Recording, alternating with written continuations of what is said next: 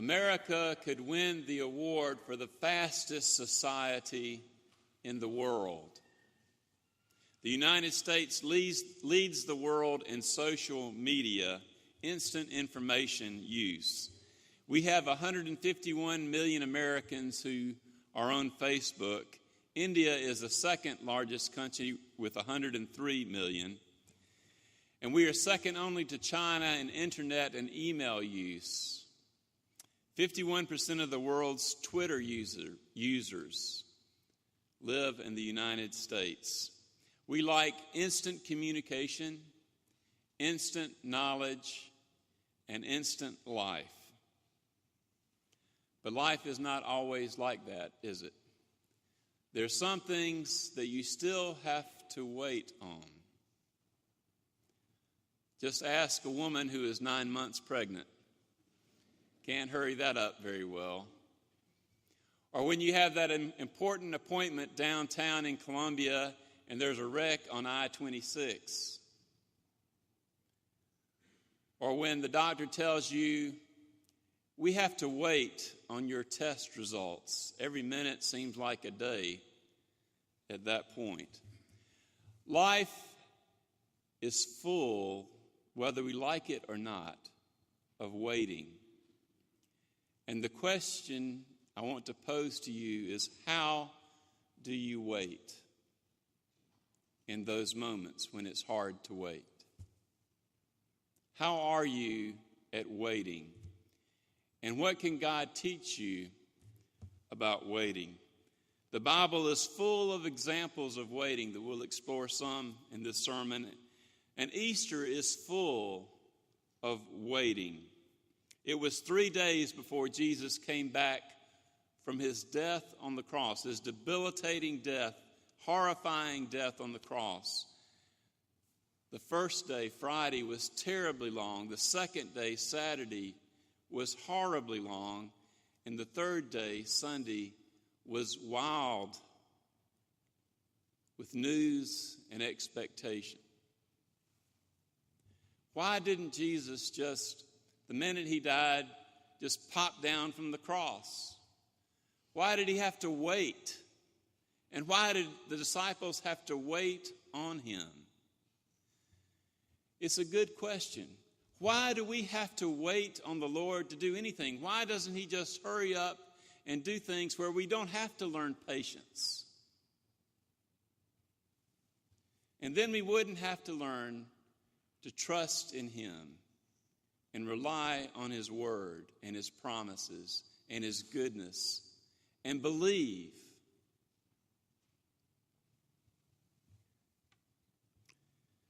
Jesus told his disciples, and we read it some today, to go into Galilee and to wait for him, and he would show up.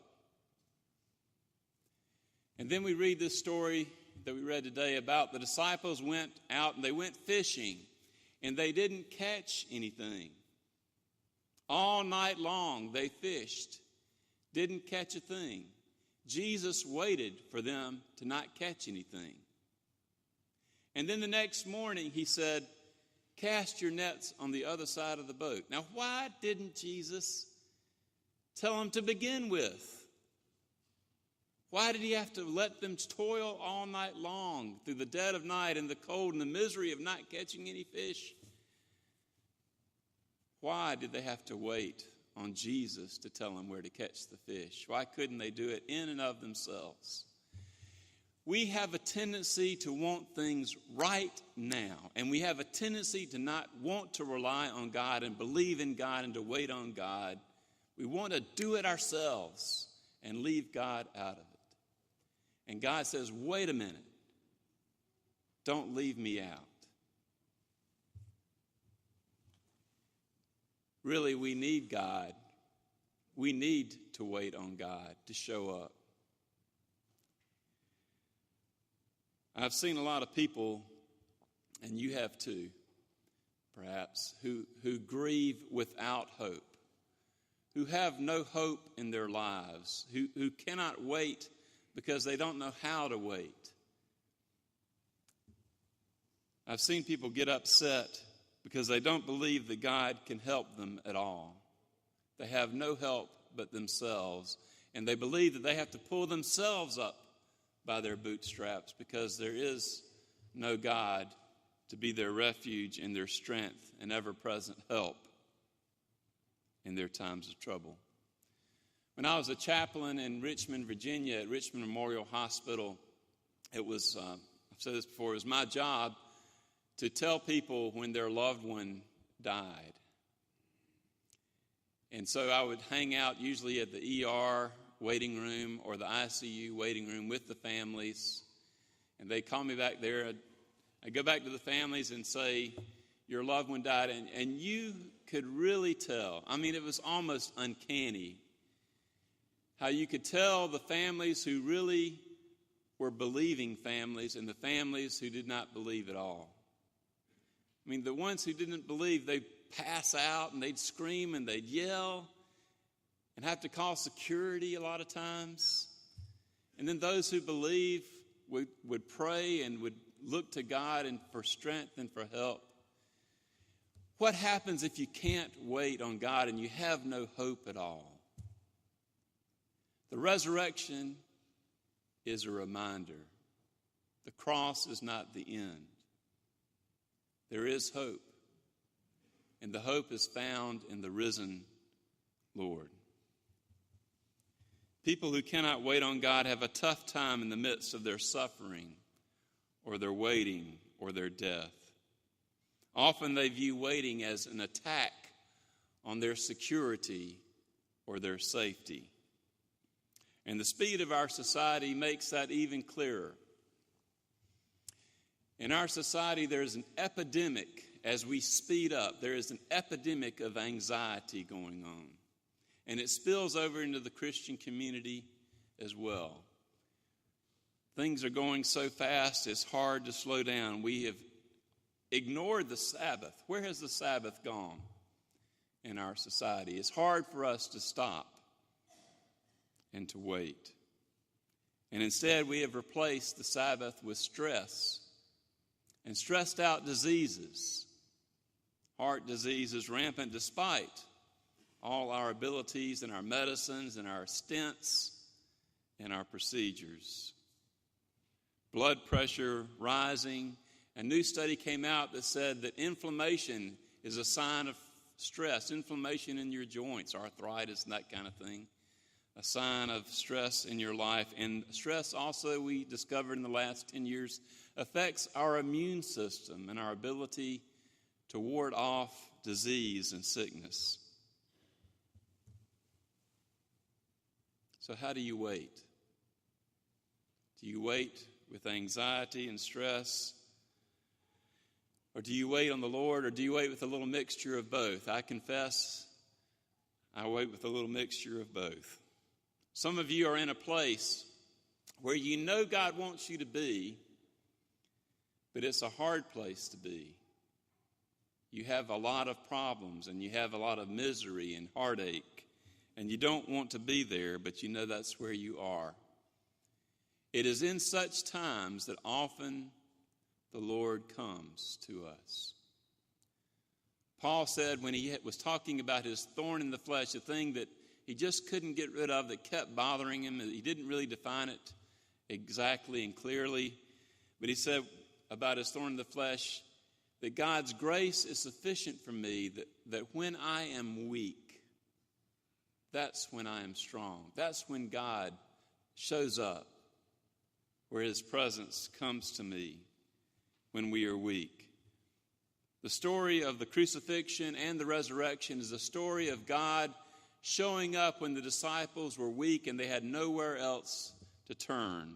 The disciples were a broken, miserable, scared group. And Peter was in the lead of being broken and miserable and afraid. And Jesus came to Peter, and the end of the story that we didn't read in our passage today is Jesus came to Peter specifically, and he said, Peter, do you love me? 3 times, corresponding to the 3 times that Peter denied Jesus, and Peter was restored. With Jesus, there is hope, there is forgiveness, there is strength, there is restoration. Wait on the Lord, and you can find that. There are problems in waiting on God. Waiting on God, almost by definition, means there's a problem. You have to put on the brakes. You have to stop what you're doing. You have to interrupt your schedule and your life to stop and look around and wait on the Lord. Waiting on the Lord doesn't count when things are easy. Waiting on the Lord happens when things are hard. Jean-Paul Sartre, in his book, Huis Clos, No Exit, and Samuel Beckett also in Waiting on Godot were really indicating that waiting is hell. To them, that was what they're trying to say. Waiting is hell. And for many people, that's what waiting is. Waiting gets in the way of life. Interruptions get in the way of life. But let me tell you, interruptions make up life. And waiting makes up life. So how are you going to handle it? Are you going to say, I'm going to face my waiting as if it's a hell that I must go through? Or are you going to say, I'm going to face my waiting as if there is a purpose for me in there somewhere? The Bible would ask you to choose the latter. Wait on the Lord, our call to worship says from Psalm 27. Be of good courage and wait on the Lord, and he will strengthen your heart. Waiting means believing. In some ways, it is the essence of believing. It's believing that God will see you through when you can't find a way through yourself, when you just have to sit there and wait. People often react to the obstacles of waiting by two things, either giving up or trying to do things themselves, taking things into their own hands. Coach K of Duke said, I think some parents now look at youngsters failing, giving up, as the final thing. That when their youngster fails, that's it. But he said failure, Coach K says, failure is a process, and failure is part of the process. What do you do when you fail and you have to wait to get back up? Do you call out to God? The second option is take things into your own hands, sometimes being hasty. The Bible is full of commendations on waiting in faith in God, but the Bible is also full of warnings from people's examples of when they refused to wait on God. And one of the greatest examples is the father of our faith, Abraham. Abraham was promised that he would be given the land. Abraham was promised that he would have children as numerous as the sand on the seashore and as the stars in the sky, which we now know 2,000 years later that really happened. But at the time, Abraham had no children. He had no land until he bought a grave for his wife. He was 100 years old, didn't have a child, and his wife said, well, why don't we just let my handmaiden have a child with you, and we'll just kind of adopt him. She was being hasty. She was giving up. She was taking things into her own hands, and so Abraham had a child with Hagar named Ishmael, and when Sarah did, in answer to God's promise, have her own child, Ishmael and Isaac and Hagar and Sarah were fighting each other. Today, scholars say Ishmael is the ancestor of the Arabs and Isaac is the ancestor of the Jews. What would have happened if Abraham and Sarah had faith to wait? Saul was an intellectual, King Saul, believed in God in his head. He was an intellectual believer, but he had a hard time believing in God in his heart. And a lot of us believe in God in our head. Yeah, we know there's a God up there, but trusting in God and waiting in God and relying on God, that's a different story. So Samuel told Saul, now you wait here with your army and I'm going to come and make a sacrifice. Well, one day passed. Saul began to get antsy because he saw the enemy army over there. Another day passed, and his soldiers were getting nervous, and some of them were sneaking off. And so Saul decided, instead of waiting on Samuel and waiting on the Lord, that he would take things into his own hands. So he pretended that he was a priest and made the sacrifice himself. And when Samuel got there, he said, "What have you done? Why couldn't you wait on the Lord?" Because you couldn't wait, the kingdom is taken away from you. The kingdom of heaven. What happens when you can't wait and you can't believe and you can't trust?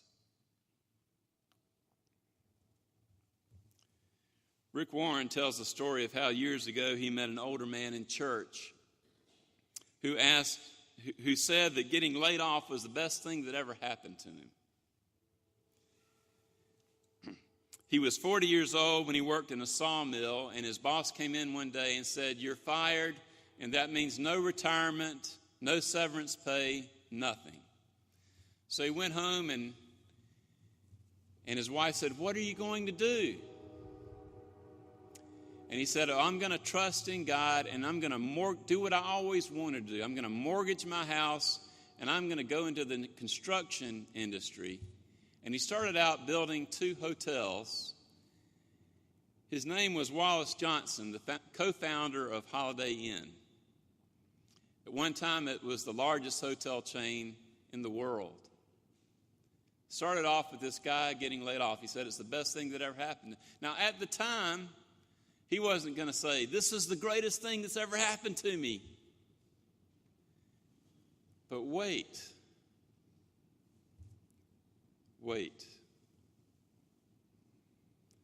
God does show up in His timing and in His way. It may not be the way we want, but God does show up. Patience and trust in God go together. Waiting is not the main thing. It's how you wait that's the main thing. Do you wait believing that God has a purpose in your waiting, that God is in it, that God is teaching you patience, which is a hard lesson to learn, and teaching you to trust in Him? And parents, if you're waiting with your children in the restaurant, in the doctor's office, in line, teach them to wait. Don't give them always something to distract them, a video game, a phone game, whatever.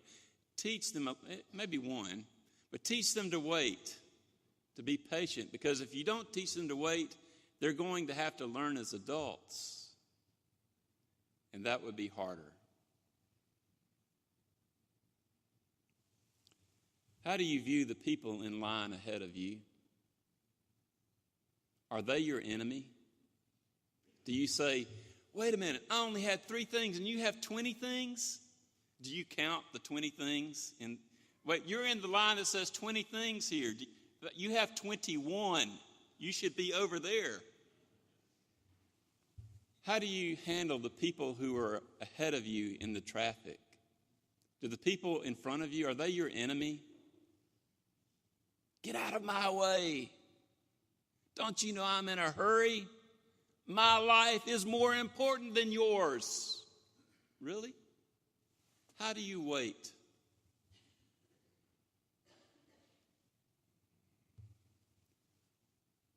Maybe you remember the great verses in Isaiah 40. "Even youth shall faint and grow weary, and young men shall utterly fall. But those who wait on the Lord shall renew their strength, and they shall mount up with wings like eagles, and run and not grow weary, and walk and not faint." With God, there's always hope. There's always hope. That's what the resurrection is about. Even death cannot take our hope away. Think of Joseph. Joseph did not give up on God when his brothers, part of the church of that time, sold him into slavery. Joseph did not give up on God, but was faithful to serve God in jail, even though he was in jail unjustly. And God blessed him to become perhaps the mightiest man in the world at that time. Moses kept sheep for 40 years in the desert to know what it's like to be in the desert before he even began to talk to Pharaoh, the king of Egypt, about letting his people go. And Jesus himself was continually teaching his disciples to wait in many ways. Let me tell you 3 resurrection stories about this.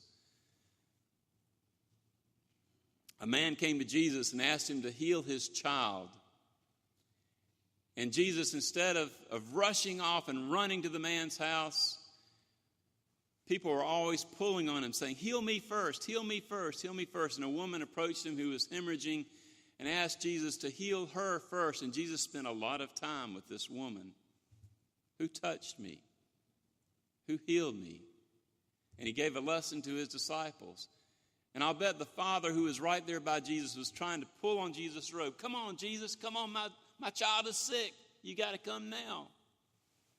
And then someone came to the father who was right beside Jesus and said, don't bother the teacher anymore. The little girl is dead. There's no hope. Jesus went on to the house and he raised the girl from the dead. With Jesus, there's always hope. Second story of Lazarus. They sent word to Jesus, Lazarus, your friend, is sick. Come quickly. What did Jesus do? He stayed where he was. One day. He stayed where he was a couple of days. When Jesus finally arrived, he heard the wailing from the distance, the funeral wailing. Lazarus was dead. And Mary and Martha, the sisters of Lazarus, they were a little bit angry. They said, and this is a quote, Lord, if you had come earlier, he would not have died. It's your fault. Why didn't you show up on time, on my time? Jesus' reply to that was, I am the resurrection. With me there's always hope. I am the life. That was his claim. And then he proved that claim by raising up Lazarus from the dead. Wait on the Lord. And then Jesus' own resurrection story. Waiting 3 days, waiting till they went to Galilee, waiting till they didn't catch any fish. Waiting. But Jesus showed up. Paul says, we do not grieve as those who have no hope. Every breath of our life is important.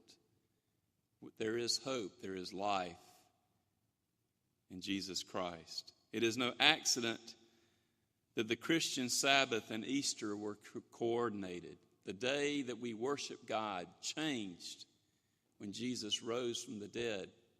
The Christian Sabbath was changed to Sunday. Rest and peace and life were symbolized by the resurrection from the dead. And when Jesus showed up, he always was saying, peace be with you. Jesus promises today to show up. He gives us the promise today to show up. He says, when 2 or 3 are gathered together in my name, that's not gathered together as a threesome on the golf course or on the lake. When you're gathered together in worship of him, there he is in the midst of you. He'll show up. He gives the promise of communion. This is my body. This is my blood, the real presence, the spiritual presence of Christ, communing with us, the risen Lord. He promises to show up when we serve the needy. He says, as much as you've done it to the least of these, you have done it to me. That's me that you're helping there. He promises to show up when we witness for him, when we're sharing the good news of Christ with another person. And maybe you've experienced that when you're sharing your faith. He says, go into all the world and make disciples. And then he gives this promise, and lo, I am with you always, even to the end of the world. I'll show up when you witness to me. God shows up in worship and communion and service and witness. We should look and wait on him in those places. Look for somebody who has patience. Look for somebody who knows how to wait on the Lord, and get to know them and try to imitate them and learn from them. I've learned from many of you. I want to tell you a story about one person I learned from named Effie. She was in West Asheville Presbyterian Church. Effie taught me more about waiting on the Lord than just about anybody. Effie was a widow and 83 years old when I met her. She lived through the Great Depression in the mountains of North Carolina, and she not only had been hungry, she had been starving to the point where she didn't know if she was going to make it. And she said, "You know how I made it? Because I trusted in the Lord and waited on Him and knew that He was going to see me through," and He did. And she said later on, I learned how to work hard, and I met another guy who worked hard too, and we got married. But he was not very nice to me. He was kind of a mean, she said, he's kind of a mean guy. She didn't explain anything else about what that meant. But she said, "You know how I made it through my marriage? Because I believed that I could trust in God, and I waited on Him, and He would see me through," and He did. And her husband died of stress-related diseases when he was in his late 40s. And he left her a very wealthy woman. Effie said, "You know," I asked Effie, I said, "Why are you always smiling all the time?" It wasn't because her husband died. "Why are you always smiling all this?" She said, "You know, I smiled when I went through the Great Depression, and I smiled when I went through my marriage." He said, "I'm smiling now because I believe that God is worth trusting in, and He will see me through." Effie gave most of her fortune away. Besides her insurance, she had little left because she had great sympathy for the hurting and the hungry and the needy. And when she was dying, and she died a kind of a long, slow death like a lot of people do, she was not concerned about the process of death. She said, "You know, I trust in God. I've learned to wait on Him through the years. His timing is right, and He will see me through." She kept saying that. Do you believe God will see you through? Do you believe you can wait and trust in God in the tough times of life? The resurrection is a lesson that we can believe and trust in God, even in the crosses of life. Wait on the Lord. Be of good courage. He will strengthen your heart. Jesus will show up when we wait on Him.